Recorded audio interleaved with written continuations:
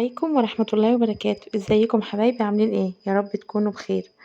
اللي اول مرة يشوفني مطبخ ام فهد.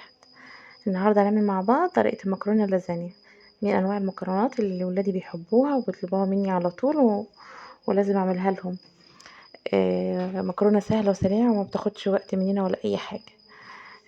معانا حبايبي كده نص كيلو من المكرونة.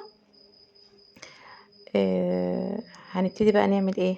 معانا طاسة كده فيها معلقتين زبدة، ونزلنا عليها بصلاية كبيرة مبشورة، وبهارات ملح وفلفل وكمون وتوم باودر وبصل باودر. وهنقلب كده نشوح مع بعض البصلايه بالتوابل، وبعدين نزلت بقرنين شط حامي، وبعدين نزلت باللحمه شوحتها كويس جدا، وعصير طماطم و3 معالق صلصه.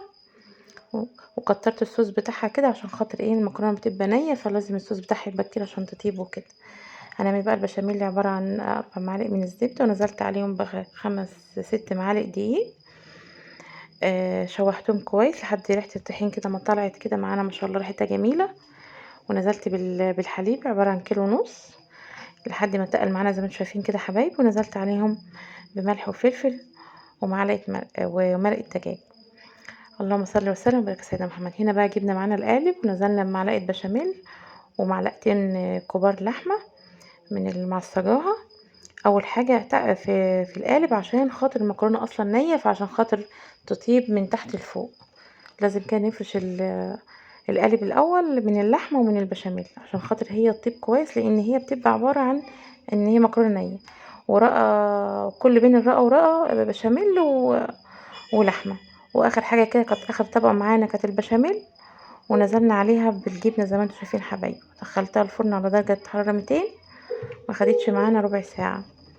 زي ما انتم شايفين حبايبي كده طلعت ما شاء الله تبارك الرحمن. هي بتاخد معانا من ربع لتلت ساعه لان المكرونه بتبقى نيه، فالواحد فانا بهوت عليها شويه. هنا ما شاء الله تبارك الرحمن المكرونه زي ما انتم شايفين ما شاء الله واخده لون جميل. الصوص بتاعها تحفه. الجبنه سايحه فيها ما شاء الله. المكرونه رقات زي ما انتم شايفين ما شاء الله، صوصها جميل. بألف هنا وشفا حبايبي. واللي اول مره يشوفني مطبخ ام فهد ما تنسوش حبايبي لايك وشير واكسبلور. والسلام عليكم ورحمه الله وبركاته.